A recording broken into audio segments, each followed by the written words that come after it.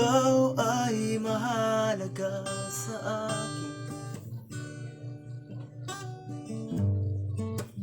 Di ko man maisip sa pagtulog ikaw ang panaginip. Malabo man ang aking pag-iisip, pakinggan mo ang sigaw nitong damdamin. Ako'y alipin mo kahit hindi batid. Aaminin ko'y minsan ako'y manhid. Sana ay iyong maririnig.